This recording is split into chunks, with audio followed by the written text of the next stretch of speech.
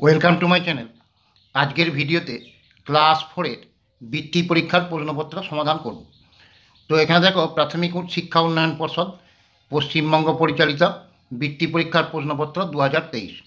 তো 2023 সালে যে বৃত্তি পরীক্ষার প্রশ্নটা পড়েছিল, তো আজকে সেইটা সমাধান করব। তো আগেরগুলো দেখবে সমাধান করে দেওয়া হয়েছে, তো প্লেলিস্টে দেখে নেবে। যদি কারো কোনো অসুবিধা থাকে আমাকে কমেন্টে বা হোয়াটসঅ্যাপে জানাতে পারো।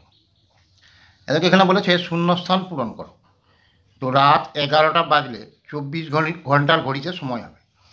দেখো, 24 ঘন্টার ঘড়িতে রাত 11টা বাজলে সময় হবে, কী করে বার করবে? না, এই যেটা 12 ঘন্টার ঘড়িতে সময় থাকবে, তো তার সঙ্গে 12 যোগ করে দেবে। তাহলে 11টার সঙ্গে 12 যোগ করে দেবো, তাহলে কত হবে? 23টা। তাহলে 23টা হবে, 23টা 00। একটা মৌলিক সংখ্যার উৎপাদকের সংখ্যা দুটি।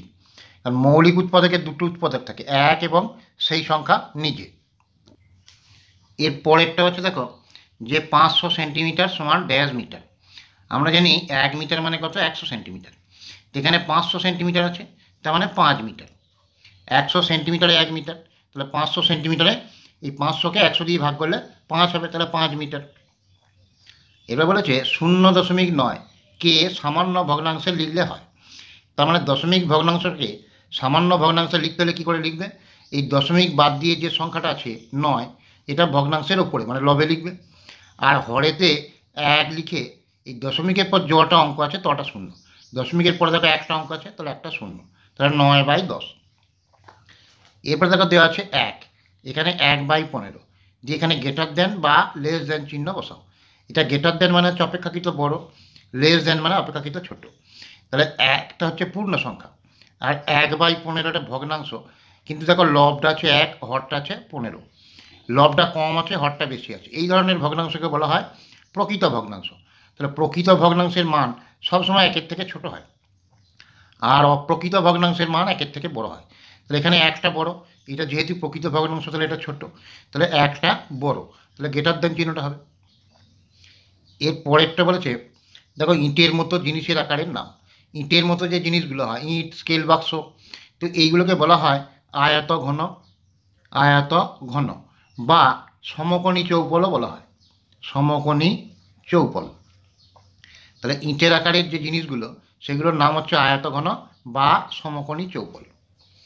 এবার বলেছে 2023 সালের ফেব্রুয়ারি মাস ড্যাশ দিনে।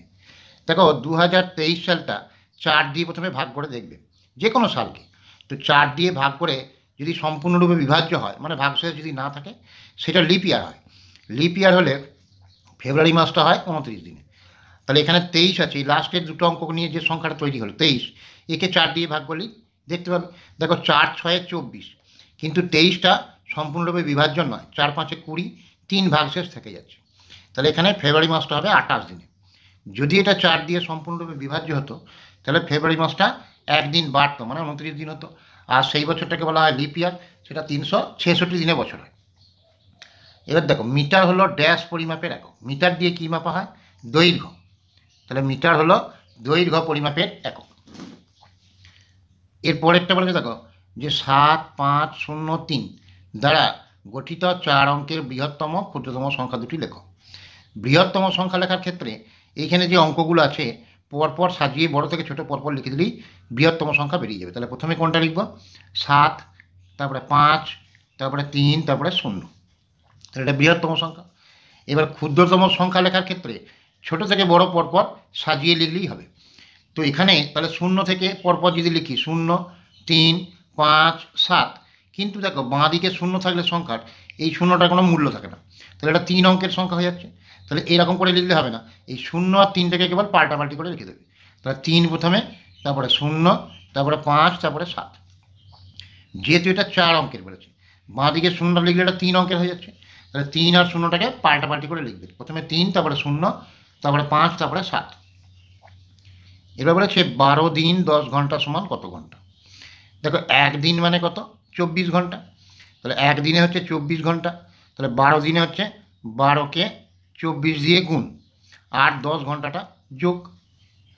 তাহলে 12কে যদি 24 দিয়ে গুণ করি, দেখো, 12 4 48, 8 হাতে আছে 4, 12 দুগুণে 24 আর 4 28, 288, আর 10 দিনটা যোগ। তাহলে 298 দিন। এর পরেরটা বলে দেখো ছোট থেকে বড় সাজাও। এখানে আছে 4937, 2059, 3870, 5139। তাহলে ছোট থেকে বড় সব থেকে ছোট দেখো 2059টা। তাহলে প্রথমে লিখবে 2059। তার থেকে বড় এই লেস দেন চিহ্ন দিয়ে লিখবে। এই চিহ্নটার এই দিকটাতে থাকে ছোটটা, এই দিকে থাকে বড়টা। তাহলে 2059 লিখলাম। এরপরে 3870 এর থেকে বড় 3870। এর থেকে বড় হচ্ছে 4937, 4937। তার থেকে বড় হচ্ছে 5139। এবার বলেছে 35 সংখ্যাটি কোন কোন মৌলিক সংখ্যার গুণিতক। তাহলে 35টা হচ্ছে 5 আর 7, তো এই দুটোই দেখো মৌলিক সংখ্যা দিয়ে বিভাজ্য হবে, আর কোনো মৌলিক সংখ্যা দিয়ে বিভাজ্য হবে না। তাহলে 35 সংখ্যাটি কোন কোন মৌলিক সংখ্যার গুণিতক, না 5 আর 7। এবার বলেছে সংখ্যায় লেখো 8 কোটি 6 লক্ষ 5079। তাহলে কোটির ঘরে লিখবো 8, 8 কোটি। লক্ষর ঘরে বলেছে 6, তাহলে নিযুত ঘরে কিছু নাই, তাহলে 8 কোটি 6 লক্ষ। এবার বলেছে 5000, তাহলে 5000 মানে অযুতের ঘরে কিছু নাই, 5079। শতকের ঘরে কিছু নাই, তাহলে 79। তাহলে দেখো একক, দশক, শতক, হাজার, অযুত, লক্ষ, নিযুত, কোটি। একক, দশক, শতক, হাজার, অযুত, লক্ষ, নিযুত, কোটি। তাহলে 8 কোটি 6 লক্ষ 5079।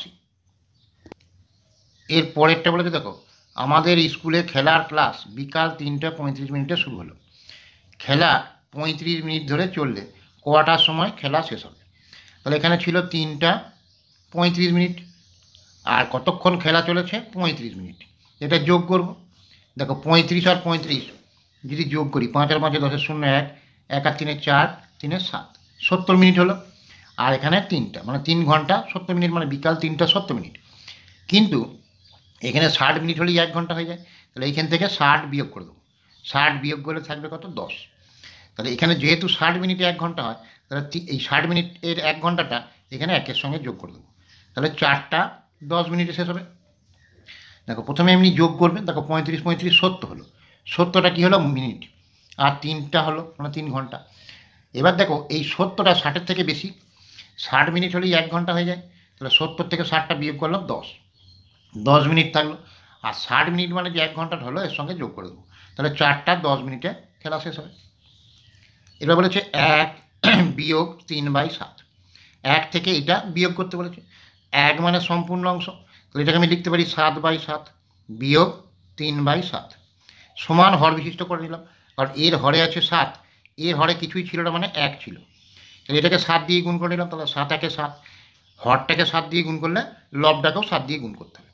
এবার দেখো দুটো হর সমান হয়ে গেছে। এবার তাহলে লসাগু কত হলো, 7ই হবে। তাহলে এখানে 7 বিয়োগ 3, যেহেতু হর দুটো একই আছে লব দুটো যা ছিল তাই বসে যাবে। তাহলে 7 থেকে 3 বিয়োগ মানে 4/7। এর পরেরটা বলেছে 2009 থেকে 2018 পর্যন্ত কোন কোন সাল লিপ ইয়ার। লিপ ইয়ার আমরা বুঝবো কী করে, না এই যে সালটা আছে এই সালটাকে 4 দিয়ে ভাগ করবে। যদি ভাগটা সম্পূর্ণরূপে বিভাজ্য হয়, মানে কোনো ভাগশেষ যদি না থাকে, সেটা লিপ ইয়ার। তো শর্টকাটে করতে গেলে এই শেষের অঙ্ক দুটো দিয়ে তৈরি সংখ্যাটাকে 4 দিয়ে ভাগ করে দেখলেই হবে। তাহলে এখানে হচ্ছে 9, শেষের অঙ্ক দুটো দিয়ে তৈরি সংখ্যা। 9কে 4 দিয়ে ভাগ করলে 4 দুবার যাবে 8, 1 ভাগশেষ থেকে যাবে, তাহলে বিভাজ্য নয়, তাহলে এটা লিপ ইয়ার নয়। এই 18টাও দেখো 4 দিয়ে ভাগ করলে 4 4 16, 2 বাকি থাকলো, তাহলে এটাও বিভাজ্য নয়। তাহলে এই দুটো লিপ ইয়ার নয়। তাহলে এইখান থেকে এইখানের মধ্যে কত কত সাল লিপ ইয়ার হবে যেগুলো 4 দিয়ে বিভাজ্য। তাহলে 2012 দেখো 4 দিয়ে বিভাজ্য। 4 বছর অন্তর অন্তর লিপ ইয়ার হয়। তাহলে 2012-র পরে 4 যদি যোগ করে দিই তাহলে 2016। তাহলে 2012 সাল আর 2016 সাল লিপ ইয়ার। তো আজকের ভিডিওতে এই পর্যন্ত সমস্ত অঙ্কের উত্তরগুলো করে দিলাম। তো পরের অংশটা পরের ভিডিওতে করে দেবো, নাহলে ভিডিও অনেকটা বড় হয়ে যাবে। তো যদি ভিডিও ভালো লেগে থাকে লাইক করো, শেয়ার করো, সাবস্ক্রাইব করো।